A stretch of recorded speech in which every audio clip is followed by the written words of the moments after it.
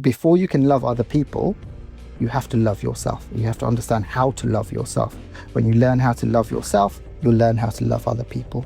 This is the problem with dating apps. They sell you a world in which there are literally hundreds of people who are just waiting for you. Don't like person X? Well, there's 100 other people waiting for you.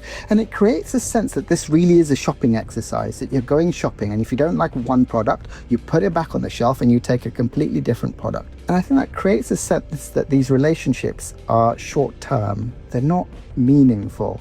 They're not fulfilling. They very quickly enter what we call a rejection mindset. They reject more often than they say yes, even if someone fits what they're looking for.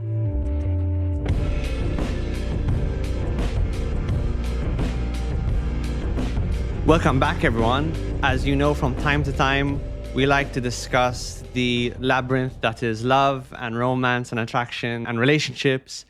It's such an important part of people's lives, and how well your romantic relationship is going has a huge influence on the quality of your life. As a psychiatrist and a psychotherapist, this is something I see in my clients all the time. With us to continue our conversation about romance, attraction, and other topics as well is Professor Viren Swami. He's an international expert on attraction and body image. He's written several books on these topics. He's a chartered psychologist. Among his books, he's written Attraction Explained. He's a professor at Anglia Ruskin University, and we're very pleased to have him with us today. Viren, thank you so much for joining me. Thank you for having me. Something, I like to shine a light on is the idea that we tend to think unconsciously that the way things are the things they always were. And I think that applies to romantic relationships as well. So we're obviously living in a very particular time, and we have very particular attitudes about romantic relationships. I think if I had to summarize the attitudes in the West in 2025, it's something like, your romantic relationship is very important. It's kind of a central part of your life. It's based on romantic attraction and not necessarily pragmatic, decisions. And there's this soulmate hypothesis, there's one or perhaps a few people out there that are like really well matched to us, and it's our job in life to find them. That's one of the few really important decisions we have to make. But my question to you is, how new is this notion of centering your life on a romantic relationship? Is this a new thing? When did this come about? It's fairly new.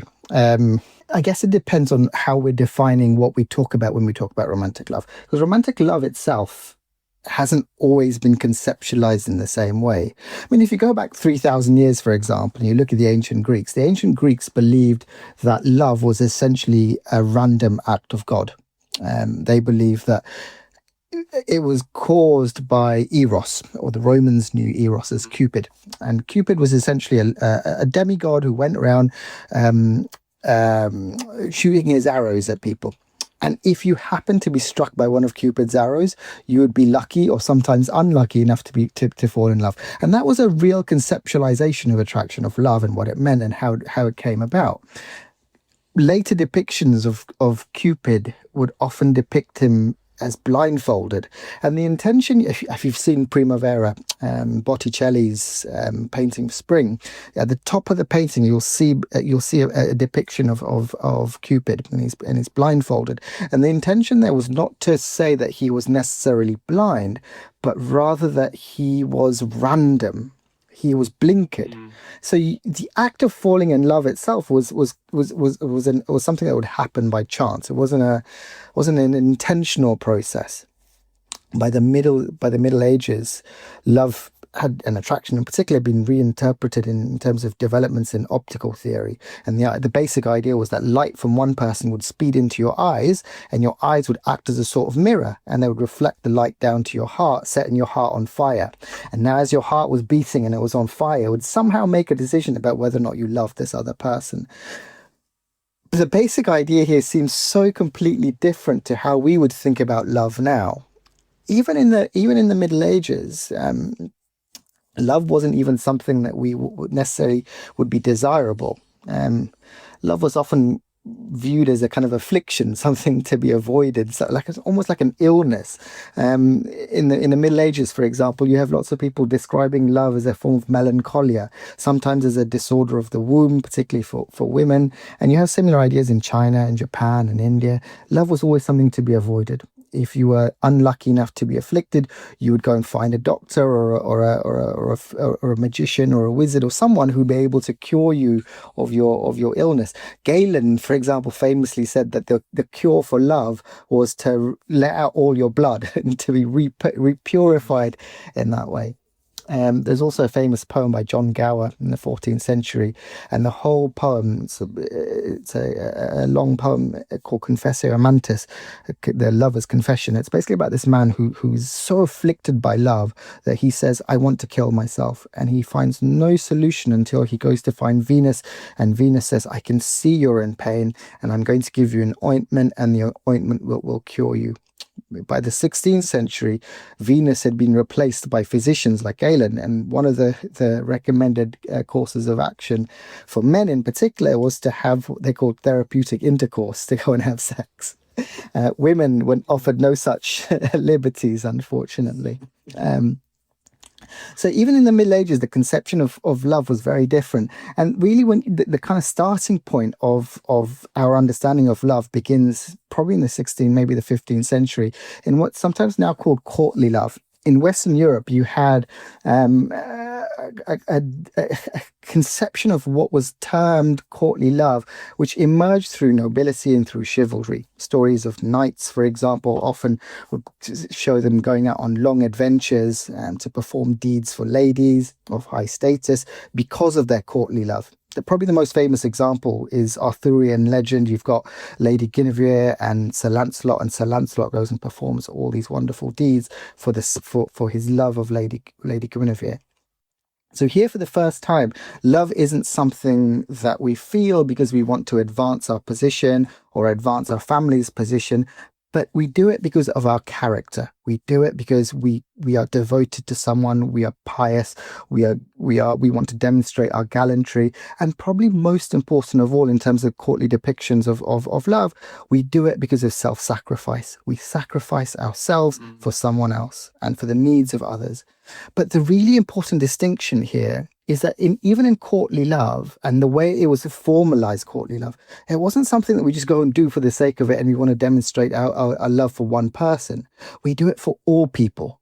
We do it for all the people we come across. We show our respect, we show our care, we show kindness to all the people we come across, irrespective of class, irrespective of any kind of societal division.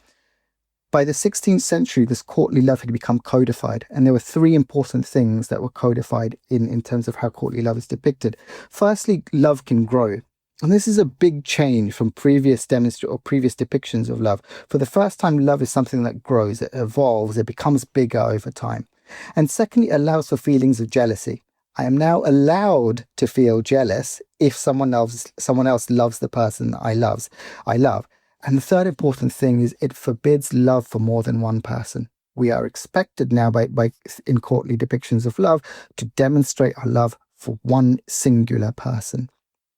And the kind of implicit here is that one person should also be of another gender, should not be the same gender as you. And these kind of laws become codified over time. And in essence, that's the starting point of what we consider to be romantic love today. By the 19th century, these kind of the kind of ideas around love had become more or less formalized.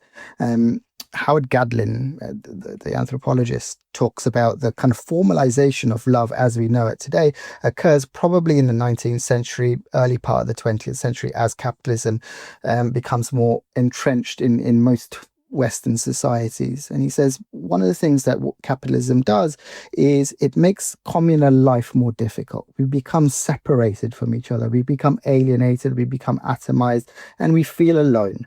And for Gadlin, he argues that one thing that capitalism then ensures is the way we find solace, the way we find peace, the way we find comfort is through these formalizations of our relationships and our romantic relationships. We find in an increasingly disrupted world, we find solace in forms of love. I think this is a very, very important point, what you just said, that I want to highlight, which is as we progress from the ancient world to the Middle Ages, to the Renaissance, the modern period, communal life lessens and becomes more and more diluted. This is something I talk about quite a lot. People feel isolated, and then a romantic relationship, or romantic feelings, which it sounds like in the ancient world were considered kind of a nuisance, and in the Middle Ages perhaps an affliction of some kind. Now romance and romantic relationships become an essential source of like community and companionship in a more isolated world. And it actually resonates, it matches with what the relationship expert Esther Perel talks about.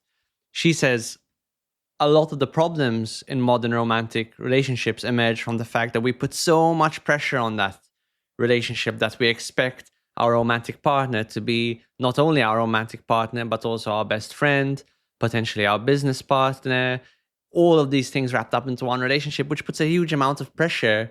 Whereas in earlier parts of human history, you would expect, someone's really going to be raised by a village and have a much like richer, more community-based life. I think it goes even a little bit further than that. I think one of the things that particularly in more recent history, how we conceptualize love, we often conceptualize it as ahistorical and absent of social structures. We don't think of capitalism as and the kind of postmodern history as kind of imposing structures on how we love or who we love or why we love. But it exists, and that's the nature of our existence now. But the other big change is how we think about love itself. Erich Fromm talked about love, conceptualizations of love, as being accidental. We look at the way we describe falling in love now. Falling in love is probably the most obvious one. We fall into something. We kind of become love struck, as though it just occurs to us. And he uses this term, accidental emotion. Our emotions are often not accidental. We are angry for a reason, for a purpose, or we experience joy because there's something happening in our lives. But with love, we give it a pass to say it just happens, and we don't know why it happens, and we just experience it. And he kind of says this allows us to absolve class and politics and economics and social history from our understanding of love. It becomes an individualized emotion that just occurs to us somehow magically. And his starting point is the same as Howard Gadlin's. He says we are all separated under capitalism. We are kind of divorced from each other. We feel helpless. We're filled with shame. We're filled with guilt, and we carry all of that around. And the most important way in which we try to resolve all of those issues and our separatedness is by seeking long-lasting unions with other people. So love is the solution. But Fromm also goes on to say, look, the most important thing is that it's fundamentally not just an emotion, but an activity. We have to practice love. We do love. We demonstrate love not just as an emotion, but we show our love by active caring for other people, active respect, active knowledge, and that takes practice. And I suspect a lot of the problems that you're talking about comes from this fact that we're all out of practice when it comes to love. We don't practice the art of love. Fromm's book is called The Art of Love. He talks about how we have to practice it in the same way that you would practice carpentry or art or painting or whatever it is you enjoy doing. You need to practice it. And he says, look, there are 4 things you can do to practice love. You need to understand how to care for someone else, how to respect someone else, how to take responsibility for that person, and how to understand that person. But those are all things that are active. We do those things. And when we do those things, we learn how to love other people. Bell Hooks, another important philosopher, she goes even further and says, look, that you cannot talk about love in contemporary society without politicizing love. Structures in society prevent love in certain circumstances. They say you're not allowed to love this person, or you're not given the full capacity to love this person because of poverty, because of class, because of all kinds of things that occur in society. So for her, if you want a society which allows full expression of love in all its forms for every individual possible, you first have to dismantle all those structures in society that prevent love. And Fromm's final point is, look, he says, before you can love other people, you have to love yourself. You have to understand how to love yourself. And all those things he says about practicing in terms of loving other people, like care and compassion and kindness, you first have to direct it yourself. When you learn how to love yourself, you'll learn how to love other people. Can you expand on that? Why is it so important that because you hear this a lot, and I've talked about this when I've talked about, self-esteem, and I've written a bit about this, but why is it so important to love yourself, to have a good relationship with yourself before you can have a good relationship with another person? Can't you just, despite your own difficulties with yourself, find that capacity to love someone else? I guess this is where it comes down to how we define love as well. I guess you can start from a point of view where your love for other people is predicated not on love for the self, but just on love for other people in general. And it's possible. You can learn to care for other people and be responsible for other people. But why not start by showing those things for yourself? Because it affords you the greatest capacity for growth. It allows you to become the fullest expression of who you are. But I also think once you learn how to care for yourself, once you learn how to be responsible for yourself, once you show respect for yourself, and I don't mean these things in the kind of simplistic form, like in a self-help kind of way. I mean truly introspecting and truly sitting with yourself and your difficult emotions. And sometimes this might only be done through therapy. You might not be able to do it on your own, but being able to sit with those emotions and understand who you truly are provides the foundation to love others. And I mean this in two different ways.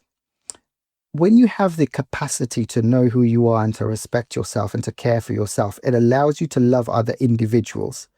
But it also allows you to treat love as an activity, as a doing. And what that means is that you then get to understand that love can be demonstrated in lots of different ways.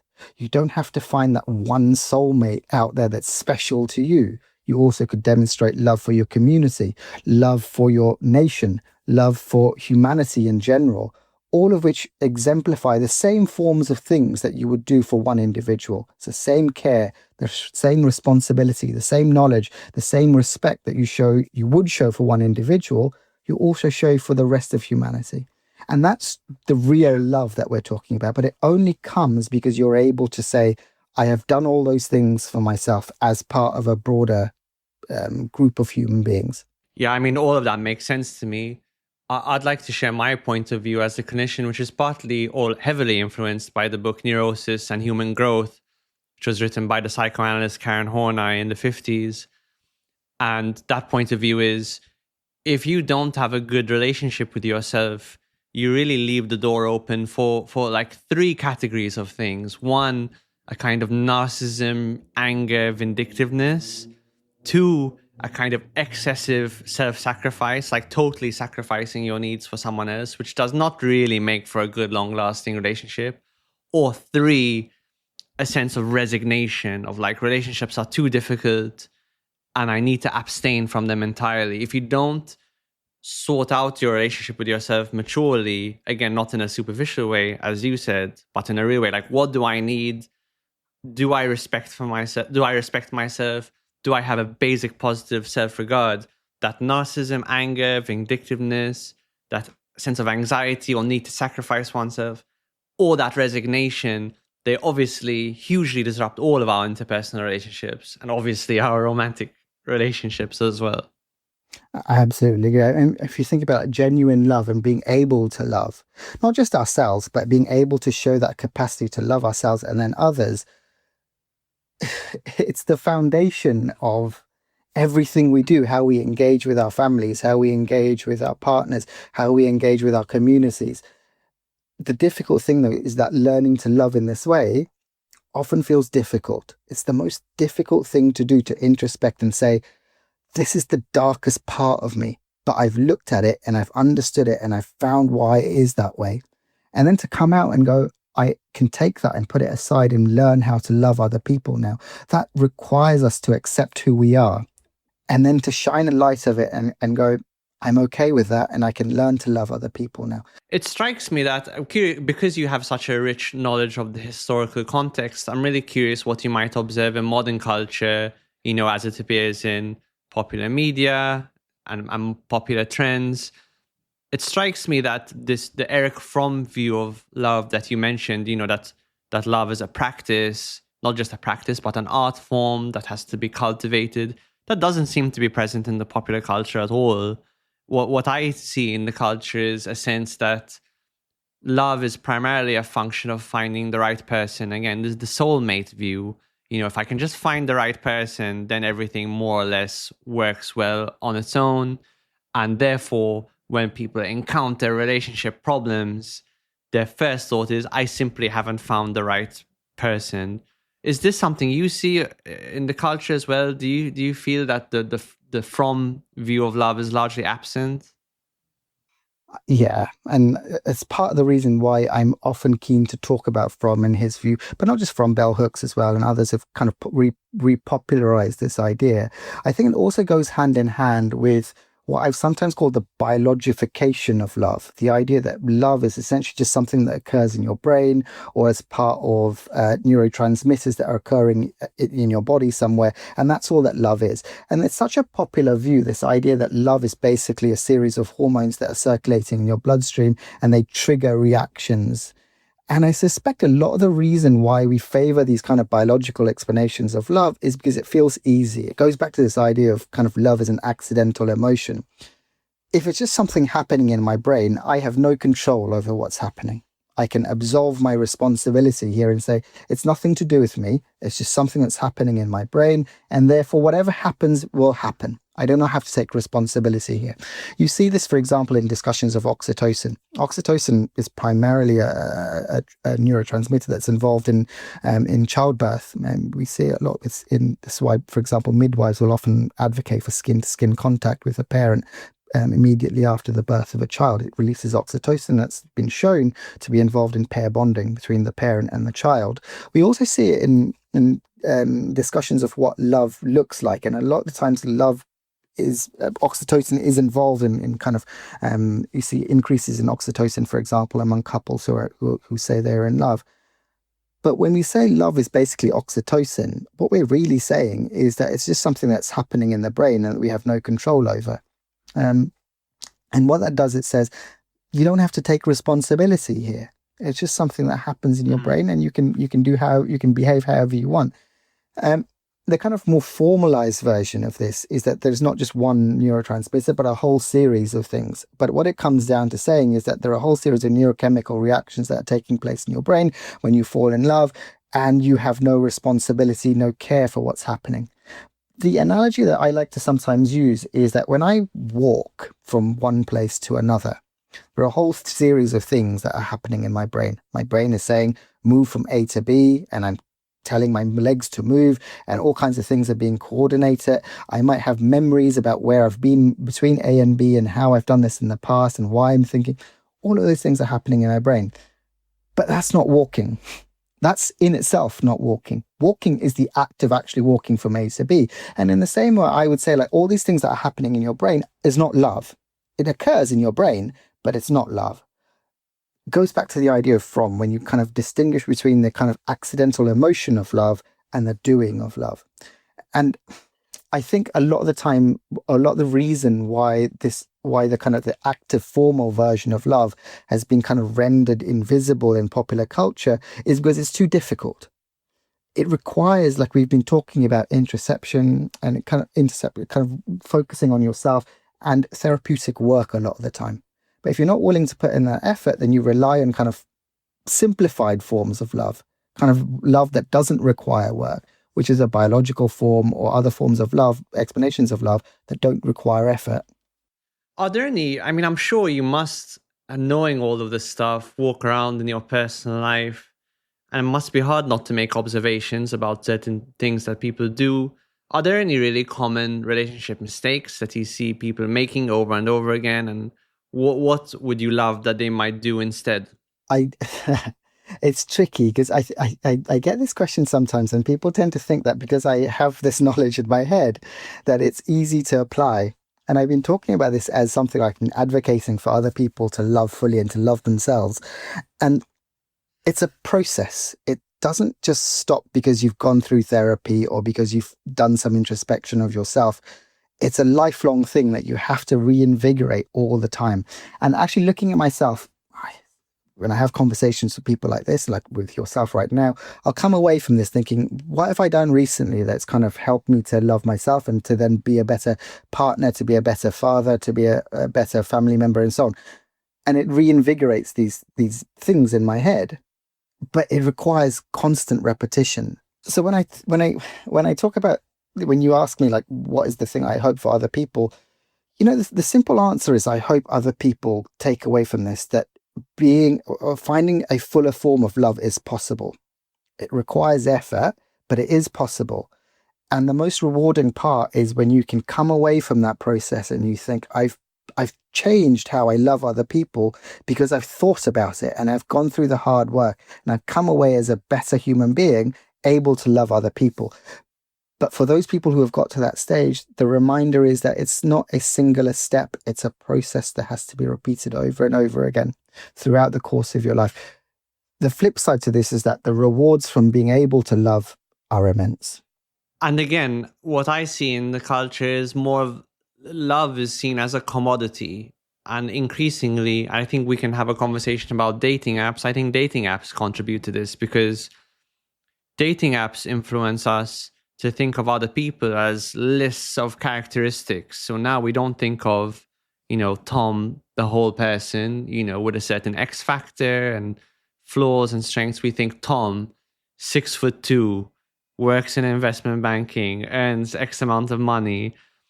I can't, I do think human beings are very vulnerable to behavioral conditioning. Behaviors that we do over and over again influence how we think and our mindset.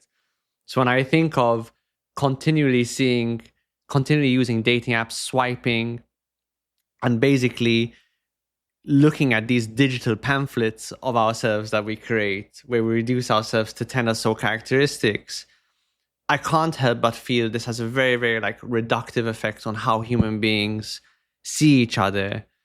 And do we need to start? I don't know how we would do this. Sometimes it's much easier to diagnose the problem than it is to prescribe the solution. But is this something you see we need to start unwinding, this commodification of ourselves? I think personally, on a personal level, having looked at some of the evidence, I think I'm a bit more ambivalent than you probably are. And I say that for a couple of reasons. I think you're absolutely right in the sense that I think dating apps have commodified dating, particularly for young people today who are navigating the dating scene. It has become almost like an existential issue that they're facing. To find a partner and having to go through the dating process feels often soul destroying, and it's soul destroying for precisely the reasons you talk about. It feels like almost like you're going shopping, like you're shopping for a relationship, and psychologists have this new term now. We call it relation shopping. And essentially what you're doing is you're looking through all the criteria that people put up about themselves, and you're saying, I like that, I like that, I like that, I don't like that, I don't like that. And you're finding that one individual who completes all the categories, all the things that you hope for. And you go through iterations of this process, and often the kind of things that people say about themselves often don't turn out to be reality. And then you start again and you go through this process again and again and again and again. And dating apps will sell this as consumer choice. And on the one hand, they're absolutely right. One thing that dating apps have done is they've disintermediated relationships. And what we mean by that, if you look historically pre-20th century, for example, the people who would have found you a partner were typically your family or your local community. In the West, that local community typically would have been the parish or the local church. They would have found you your partner, and that would have been it. And you would have married for the sake of family advancement or for wealth or for social status or some other reason. But typically you're not marrying for love. That changes in the 20th century when people have much more agency and they begin, as we talked about, looking for love as a form of solace within an increasingly isolated world. And here they begin making individual choices about who they want to love. But most relationships in the 20th century are still formed in workplaces, at university, what we typically call closed spaces. You have to have some reason to go into that space. This begins to change with dating apps. Dating apps come in and they completely disentangle where we find our partners. In the UK, in Western Europe, in North America, between 40 and 60% of all heterosexual relationships are now formed online. They are now the number one way in which young people today and most people are looking for a relationship and where they're finding their partners. And the reason for that is a very simple one. If I was reliant on my family to find me a partner, I would have to give them information about myself. I would have to tell them I want this person and this is what I like and this is what I hope they like. And sometimes it means also sharing personal information with my family or with my church or whatever, and saying, these are the things that I like sexually, or these are the things that I hope my partner will be able to fulfill for me in terms of my life and so on. I don't want to share that information with my family. And a dating app takes all that out. It puts you in direct contact with the sometimes hundreds, possibly thousands of people who are all out there just waiting for you. But this is the problem with dating apps. They sell you a world in which there are literally hundreds of people who are just waiting for you. Don't like person X? Well, there's 100 other people waiting for you. And it creates a sense that this really is a shopping exercise, that you're going shopping, and if you don't like one product, you put it back on the shelf and you take a completely different product. And you keep cycling through this until you find the one product that you truly, truly like. And even if after a few months you don't really like that project or that product, you put it back on the shelf again and you go and find a new product. And I think that creates a sense that these relationships are short term. They're not meaningful. They're not fulfilling in the sense that we would have thought about relationships historically. And I think that's one of the big problems with dating apps. Having said that, I also do think there is a part that dating apps can play therapeutically. The first thing that most people do when they go on a dating app is they have to start thinking about who they are. It's forced by the app. The app forces you to say, this is how I would describe myself, using kind of self-descriptors. I'm a smoker or not smoker. So you have to think about it in a kind of superficial way. And it gives you some space to talk about who you are and what you like, or answer some questions about who you are. It's almost like a form of therapy. It's like, when do we get to sit down and think about who we are, to communicate how we want to disclose our identities to other people? It's so rare in society today that we have the time and space and we're allowed to do it in a way that feels creative or feels nice about ourselves, to promote the positive about ourselves. We don't get that space. So dating apps provide that space. Now, the fact that most people don't take it seriously and they kind of come up with statements. My favorite one used to be, I found my partner on a dating app, by the way, it was many years ago. But my favorite statement always used to be, I like going out and I like staying in, which is the whole gamut of things you could possibly do. But it just kind of gives you a sense that people aren't engaging with that process very well. And that's, again, partly a function of how dating has been has been gamified. You shouldn't be on this, flicking through all the people, and don't invest too much time in how you describe yourself, because it's just a game and you come away from it and it's done. I mean, I should say I'm not anti-dating app particularly. I think dating apps can be a very useful tool if you're conscious of your relationship with them and you know you're intentional about it. Okay, you're using it as an introductory tool. That's all fine. But I do think important to point out the subtle ways in which dating apps influence us. And one other way I'd like to point out is what I would call the difference between hard rejection and soft rejection. People forget that one of the revolutionary things about Tinder when it first came out was that it felt a lot more frictionless, in that you just say, I like a bunch of people, you swipe right on a lot of people, and you only get the matches. So instead of having to ask someone out in a more organic way, let's say you meet someone at a bar, you have to ask someone out and you have to deal with that awkwardness of what if they say no, all that stuff. The no's are kind of just taken off the table. So you don't have this hard rejection, which I think the ability to confront hard rejection forthrightly makes you psychologically stronger. So I believe that as a psychotherapist, you could say it's a form of exposure therapy. I'm anxious about being rejected. I am rejected. I ask someone out, they say no. It's not the end of the world. I don't break into a million pieces. That actually makes people, in my view, as long as you have the right mindset and you're reasonable, I think it makes people stronger, more resilient, less anxious, and might help them have a better relationship with themselves, actually. But I think the soft rejection of dating apps, which is, I've swiped right on 100 people, and I get either no or very little response, and then I have a few conversations which trail into nothing. My view is that's actually quite soul-crushing. I think it makes people feel invisible, worthless. I don't think it particularly is good for their mental health. I'd love to get your thoughts on that. Do you see this distinction between hard rejection and soft rejection? I think all rejection hurts. I think some forms of rejection are more painful than others. But I think the difficulty with dating apps is that there are different forms of rejection on dating apps. One is the most explicit form of rejection where someone says no, or they don't respond, or there's no connection between people. But you've also got kind of longer term forms of rejection where you've had a conversation with someone and they explicitly reject you, or you go on a first date, or you go on several dates and they reject you then. Those are all incredibly painful. And I guess that's the difficulty with dating apps. The ultimate point is that you want to meet someone, and dating apps do facilitate that. But there is probably, for most people, no one's going to find their partner on a first date. That first time you go online, it's not the first person you see that you're going to fall in love with and form a relationship with. It's going to be a process. But I think a lot of people go into kind of, because of how the narrative has been spun, particularly in popular culture, but also specifically by dating apps themselves, that there is one person out there waiting for you, your soulmate. And they do this in different ways. They talk about soulmate. This term has disappeared from language, in English language at least, for a long time, but it's come back into use primarily because of dating apps. And this idea that there is a singular individual who is your companion.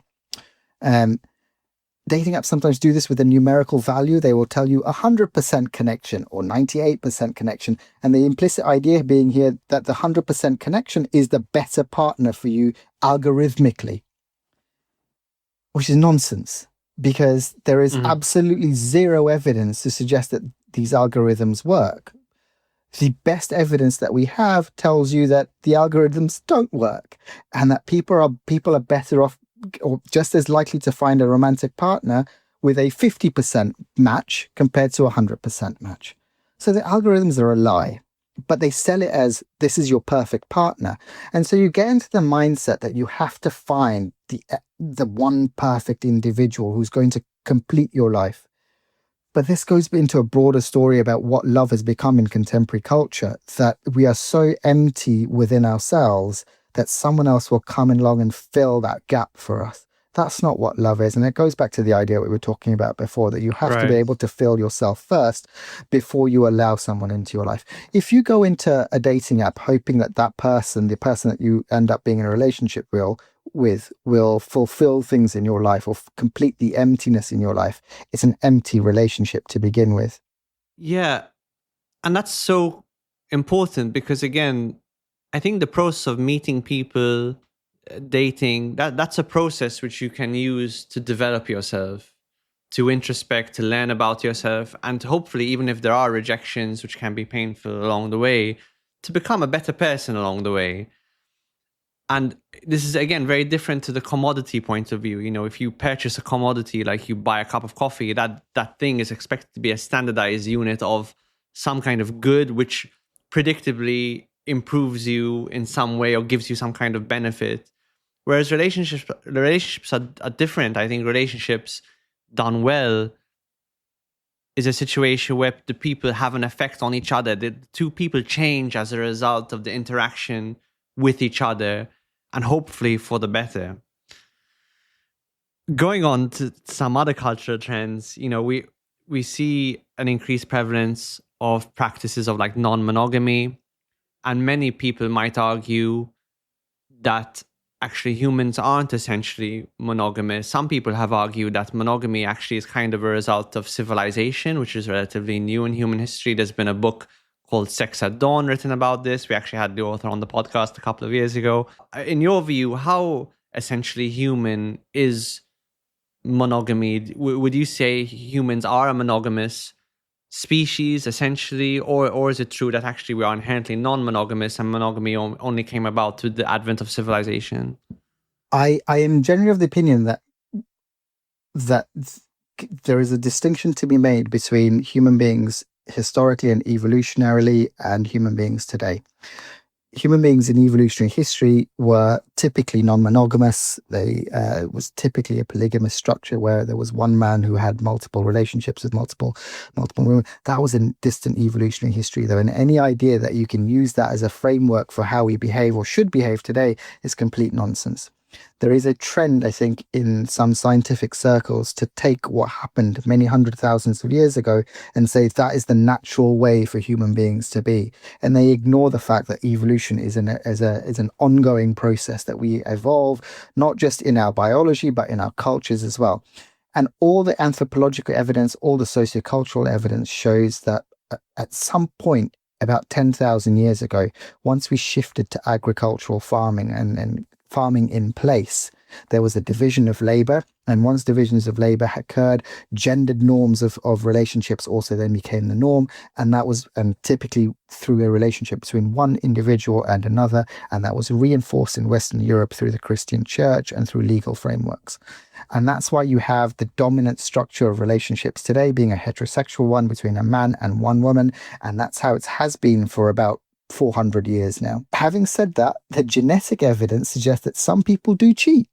Some people are having sex with more than one person, and they're having children who are not their own, and they're raising that child as part of their family. And even if you are self-reported or look at self-reported evidence of non-monogamy, people who say they're cheating in their relationships, 50 years ago, the Alfred Kinsey reports put it at between 20 and 30%, higher typically in men, but 20 to 30% of people were saying, I'm in a outwardly monogamous relationship, but I have been cheating on my partner. There are all kinds of problems with the Kinsey reports. The most recent nationally representative surveys suggest that if through self-reports, between 5 and 12% of people are in outwardly monogamous relationships, but having relationships outside their primary relationship. The genetic evidence puts us closer to about 2%. So the best, I suppose, you can say is that as a species, human beings are probably what we would say is ambiguously monogamous. The social pressure, the cultural pressure, the legal frameworks that are in existence in most human populations pushes us towards monogamy, but not everyone is monogamous. If we came from a background of non-monogamy, albeit in our evolutionary past, does it not make sense to try and understand that evolutionary past to make sense of our current instincts? Because, even though we may recognize that monogamous relationships might be good for us for all sorts of reasons, might be a good way of navigating the problem of relationships in the modern world, as far as I know, please correct me if I'm wrong, we are genetically, physiologically pretty similar to our hunter-gatherer ancestors. And my understanding is that's why we likely have the same instincts, why people can be attracted to people outside of our partnerships. And as it's sort of discussed in Sex and Dawn, just because you're a vegetarian, it doesn't mean that bacon doesn't smell good. Understanding our instincts can be a really useful way, acknowledging them, confronting them can be a good way of actually living a monogamous lifestyle. Because I think, when people don't do that, we tend to repress our instincts, and then they come out in unhelpful ways. We feel ashamed if we're attracted to someone that's not our partner. We feel like it's a bad thing or a shameful thing. So do you think it's a good idea to at least say, okay, this is our evolutionary past, this is where we've come from, and that's why we might have certain instincts, tendencies, predispositions? I think my conclusion is probably the same as yours, but how we get there is probably different. I don't have a problem with understanding evolutionary history. I absolutely agree we should try and understand all parts of humanity and all our history, and includes our evolutionary history. My issue with looking at evolutionary history is that a lot of the time what happens, and this is true of what I've previously called evolutionary psychology with a capital E, capital P, a particular form of evolutionary psychology, which tries to naturalize certain human behaviors because of recourse to ancient history. They will say, this is how our hunter-gatherer ancestors behaved, therefore we also must be behaving in the same way. Or if we don't behave in the same way, it's because there are some limitations in how we are able to behave now. And often this becomes a justification for things like rape and a lack of homosexuality and all kinds of other things. My view is very simple. I think people should be free to find the sorts of relationships that work for them. And increasingly, we are seeing, at least in the West, that includes non-monogamy. The best evidence that we have at the moment suggests that between 1% and 2% of people in North America, at least that's where the best data comes from, are practicing non-monogamy. And that includes all forms of different non-monogamy, ranging from a swinging lifestyle to established forms of non-monogamy. But that's an increase, and a year-on-year increase even compared to 10 years ago. And I suspect this is partly a reflection of people challenging established norms about what a relationship should be like and what it should mean for them, but also challenging norms around sexuality and sexual behavior and partnerships, and all of these things are in flux. The one thing I would caution is that I think there is a climate currently, not just in North America and Western Europe, but around the world, increasingly so, of formalizing and challenging and a backlash against these forms of experimentation and finding new forms of behavior. And I suspect when people think, well, just because it's increasing doesn't mean it's always going to increase. And I think if we want to protect these new forms of relationships, we have to also understand that there are individuals and groups and organizations and structures in society which will push back against all the advances that we've made. Yeah, and I probably worth also highlighting here that people are likely to have predispositions. So I would say, from my understanding of personality psychology, it's highly likely that some people will just simply be much more likely to be satisfied with a monogamous relationship than other people who may have more of an inclination to pursue multiple relationships at the same time.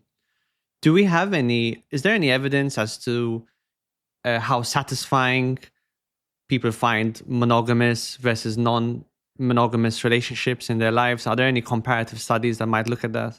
Very few, partly because the kind of rise of contemporary forms of non-monogamy are relatively recent, and I suspect the research is still catching up.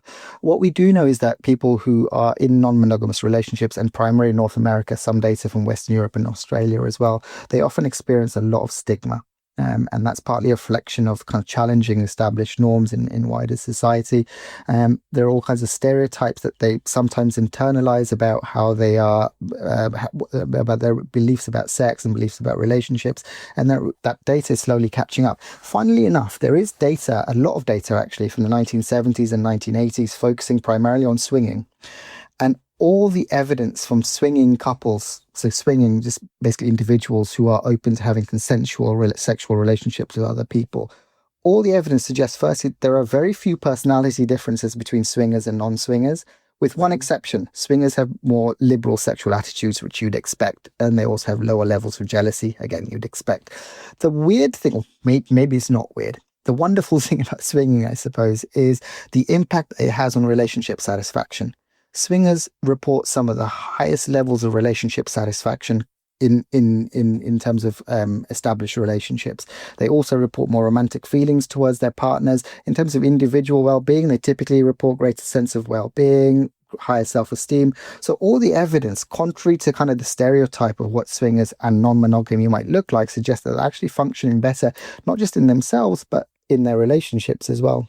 Okay, so I'm sure that'll give our listeners something to chew over for a few days. Taking a step back from relationships themselves and just going into attraction itself, how much do we know about what might make people, men and women, let's just focus on men and women for this, attracted to each other? Is that predictable? How much has science revealed about the nature of attraction? I think there's a distinction between understanding and prediction. This goes back to what we were talking about before. Algorithmically, if as a scientist, if I could predict when two people will be attracted to each other, I would be able to create the most successful dating app of all time. And the fact that you've got millions of people who are using dating apps and not getting very far suggests that A, the algorithms aren't working, or that the prediction is not possible. And I'm going to give you the short answer. The prediction is not possible because the data is always too messy. The thing that you're putting into the machine, for lack of a better word, to try and predict an outcome, the data that's going in is complex because human beings are complex. I like to give this example. Say you go on a first date with someone and you spill your drink. And your drink spills all over the table, and your partner thinks, wow, this person's really clumsy, and the date doesn't go anywhere. And then next week you go on another date, and again, the same thing happens. You spill your drink. But this time the person you're on a date with thinks, well, I don't mind. That was a cute thing that happened. We'll tell the story when we go on our fifth date. that is impossible to, or the outcome here is impossible to predict, because that data is so individualized that there is no way in advance I'd be able to predict what's going to happen. And that's the problem we have with a lot of relationship science. People want us to be able to say, predict in advance how two people are going to have, what kind of relationship two people are going to have. And you have to say you can't do it. It's impossible. You can understand processes. And we know there are a number of things that occur and that will facilitate attraction, will facilitate more positive relationships. But then to apply that and say, I can predict in advance, is where the science becomes misapplied or misused. Right. So you can't predict in advance. And I had a conversation with Dr. Paul Eastwick in the US, UC Davis. He does a lot of relationship science. And he spoke of the importance of something called motivated reasoning when it comes to relationships, that people meet each other and they use the stuff that happens between them to create a story. So I think your drink spilling example is really good. So someone might use that as a sign of, actually, I don't really like this person. Or they may say, actually, this was a wonderful, funny part of how we met. And people do this with everything that happens between them. And so even though there is this myth of compatibility, which is perpetuated by dating apps, Dr. Eastwick at least is very clear that compatibility doesn't really exist. What we have is a constructed compatibility. You meet someone and you use the stuff that happens between you to either construct or not a sense of compatibility and narrative that, you know, you and I were going to work together in this way, perhaps in a friendship way, perhaps in a romantic way, perhaps not at all. And it's the story that's co-created. And to me, that makes a lot of sense, again, evolutionarily, because you'd want to minimize the extent, if you wanted to perpetuate the human race, you'd want to minimize inherent incompatibility as much as possible. If two people met on an island, you'd want to maximize the chances that they can get along. And I think often people feel like they can't get along or can't get romantically involved with someone because it's within a greater context of an enormous amount of choice. Like two people meet in a city and they're like, why would I date this person when I could date the thousands of other people on my phone? Is your reading of the evidence the same, that there isn't this inherent compatibility, but rather it's a constructed phenomenon? Yeah, Paul's a colleague of mine, so I share his opinion. I would push it one step further, and I would say it's not just co-created by the two individuals who are having a date, or more than two individuals sometimes. It's also co-created by all the stuff we bring into that date. And by that, I mean gendered expectations around finance, about economics, about politics, and all of that impinges on the date. And often it's invisible. As a very simple example, who buys the first drink, or where you go on a first date, or what happens on the first date, even how you feel on that first date, are all gendered and all managed in different ways by how you've done things in the past, or what you've learned in a particular society about what to expect on a date. And so we reenact these things. Hollywood is probably the biggest purveyor of how we're supposed to feel and how we're supposed to understand our experiences. And even after you leave that date and you go home and you sit down and you think, how was that date? And you interpret it through lenses borrowed from capitalism, borrowed from politics, borrowed from socioeconomics. And all of those lenses impinge on how you experience attraction. So I don't think it's just co-created by the two individuals, although that absolutely does happen. It's also co-created in a much broader sense through negotiated ideals. Just coming back to this idea of choice, I think there's a wonderful thing from consumer psychology, which is about the kind of the paradox of choice. What happens when you get given too much choice? And we find this with a lot of dating apps. This is going back slightly, but I think it's an important point. Dating apps offer the idea or the semblance of choice. They say there are hundreds of people waiting for you. But all the evidence from consumer psychology tells us that when you have too much choice, people become paralyzed by choice. And we know this from selling jam in the 1990s and 1980s. The idea was that if you give people lots and lots of choices of jam, they will choose the one that they would like. Except in reality, what tends to happen is if you give people too much choice, they go, I don't know what to do. This choice is too difficult for me to make. It's cognitive overload, essentially. And Whereas if you give people a fewer choices of jam, say 6 different jars, they will make a purchase. And we see this with online dating as well. When you give people too much choice, too many possible partners to choose from, they very quickly enter what we call a rejection mindset. They reject more often than they say yes, even if someone fits what they're looking for. Even if someone fits their ideals, they will still reject outright. Whereas if you give them fewer choices, they don't enter that rejection mindset. They're much more likely to enter what we call a joint evaluation mode, where they look and compare different people and they go, this person is better suited to me than the other person. So if you're going to design a dating app, don't give the semblance of choice. Give less choice is always the kind of the winning strategy, as it were. But perhaps that might not be the winning strategy for a dating app if the goal of the dating app is to get people to spend as much time on the app as possible, I suppose. So there's maybe something to be said for dating apps somehow changing their own incentives so that, like, if dating apps were rewarded in some way for creating successful relationships, then they might be designed in a very different way, perhaps. I think the difficulty here is something Paul Eastwick talks about as well, is how do you measure success? Because success in algorithmic terms is getting people off the app and going on a relationship. Or sometimes they might measure it in terms of how many people get married. As a psychologist, as someone who values positive relationships, just because you go offline, off the app, doesn't mean it's a successful ending to the process. What you want is for people to be in positive relationships, healthy relationships, but this is always an ongoing thing. So there's no real success, as it were. It's an ongoing process of things. But even if you wanted to count some kind of a numerical value of what success looks like, it's going to change for different people. My definition of what a successful relationship looks like will be very different to yours, will be very different to someone else's. And so the algorithm is always going to stunt and limit what we think of in terms of success. And like you say, I think there is a disconnect between what the developers of the app would like us to do, which is to stay on the app for as long as possible because it's monetized, or to get off and find a healthy relationship. And I think one thing we haven't really talked about in terms of apps is that often the apps themselves are reflections of what's happening in wider society. Things like sexism and racism and all kinds of other forms of discrimination and bias are inbuilt in the app because they're a reflection of what's happening in wider society. And a lot of the time, I think we kind of come away from these apps thinking, well, they're perfect places to find partners. But a lot of the time, they reiterate the forms of bias that we experience in wider society anyway. And I think where I think the apps have failed is a lot of the time they push the policing of that behavior onto the consumer. They say, if you find out that this is happening, you tell us and we'll take some action. And a lot of the time they don't do any action.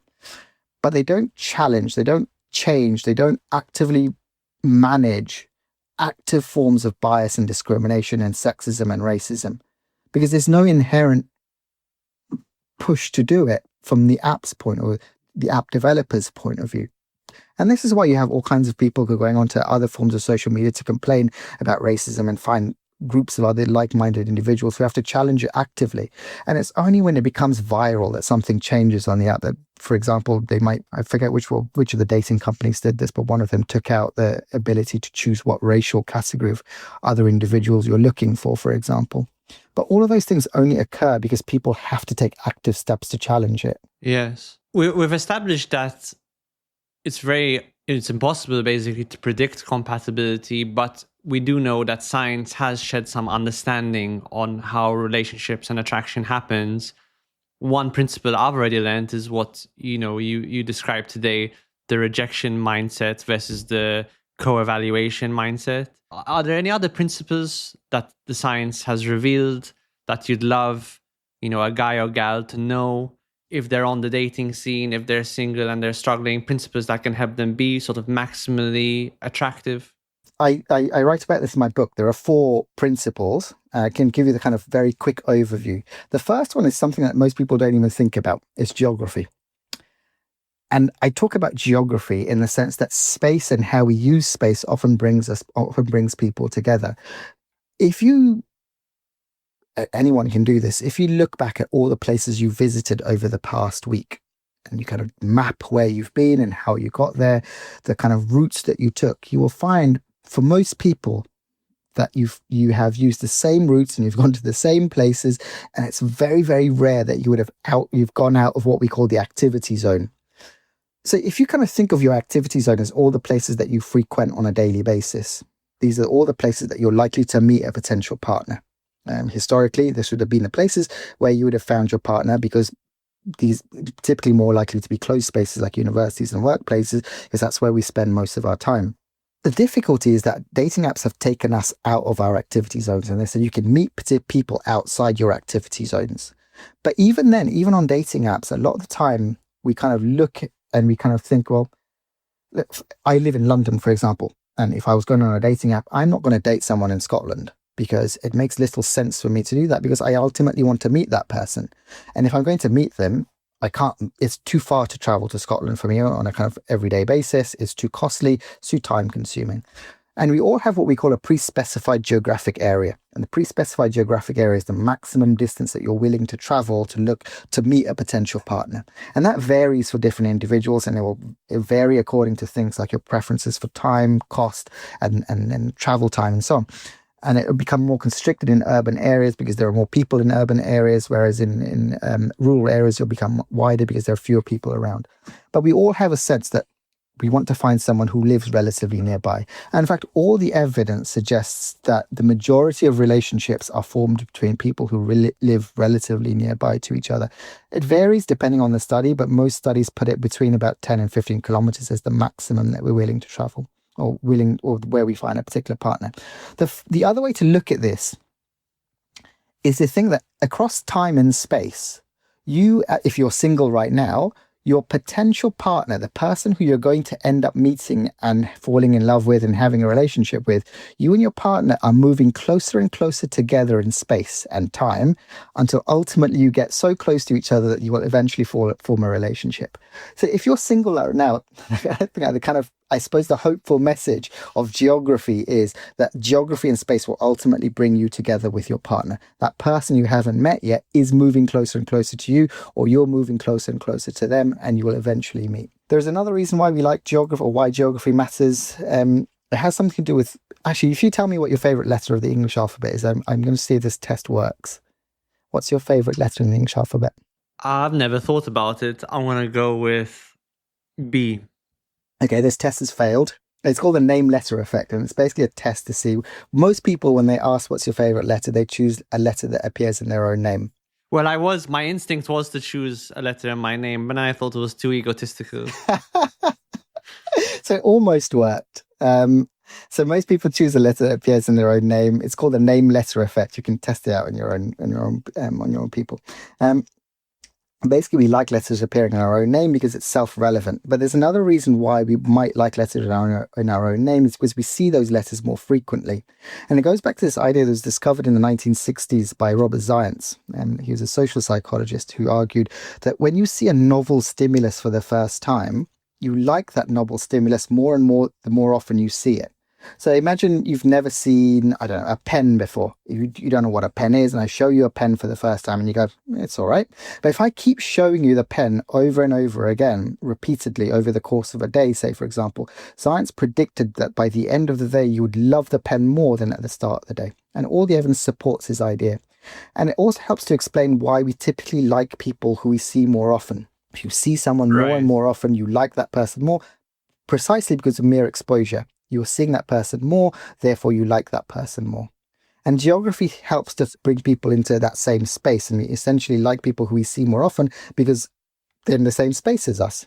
Yeah, so I guess the really actionable tip from that is it's probably unwise to make a judgment about someone based on a very short amount of time, say 1 hour coffee date, may simply be insufficient time to decide whether or not you like someone enough to form a relationship with them. And I guess that's what you hear about a lot is, I met them for coffee, we spent an hour together, I didn't like them, I'm not going to see them again. But actually, based on what you're saying, these principles, people should actually spend some time giving each other more of a chance, I guess, spending more time with each other, which will hopefully allow more of their attractive qualities to emerge. Sort of. So I guess the difficulty with a lot of kind of first date scenarios is that we're often biased in terms of the information that we're using.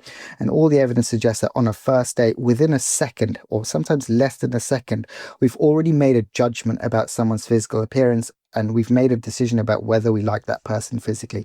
And we're swayed by that information, partly because society tells us that visual information and what a person looks like is the most important thing about that individual. And it's just a fallacy. We value a person's physical appearance over their real competencies.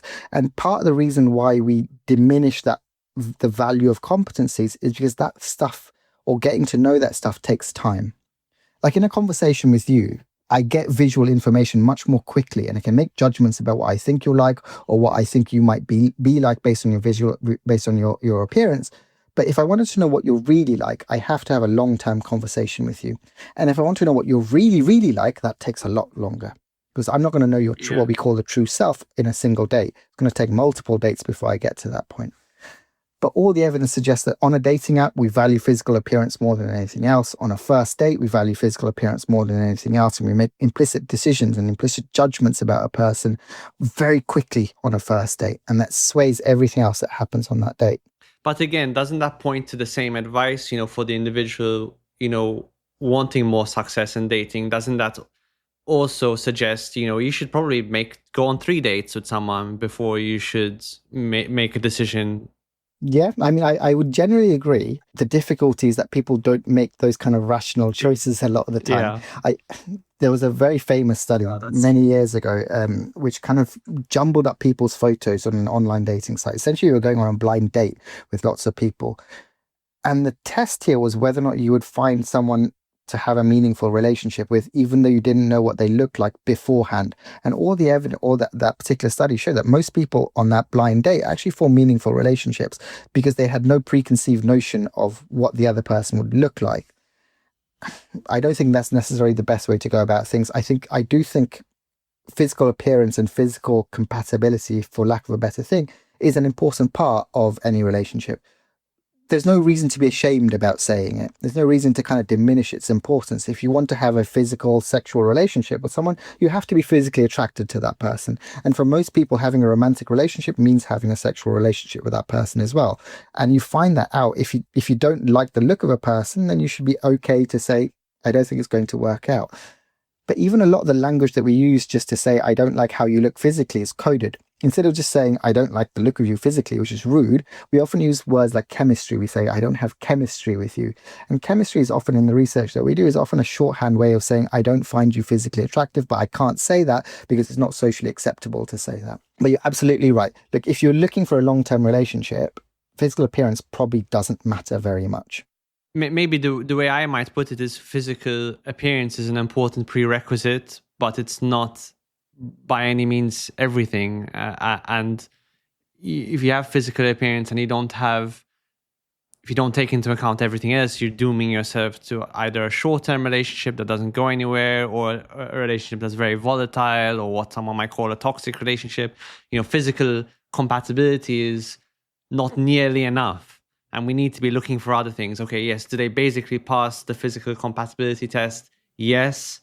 Now let's give them a chance for other qualities to emerge. I think you're right. I think it depends on the relationship, though. Like if you were looking for a short-term relationship and that was your goal, and both parties in that conversation are happy to just have a short-term relationship, then yeah, absolutely physical appearance is going to matter more than anything else. But that's not what we're talking about here. We're talking about long-term, stable, healthy, positive relationships.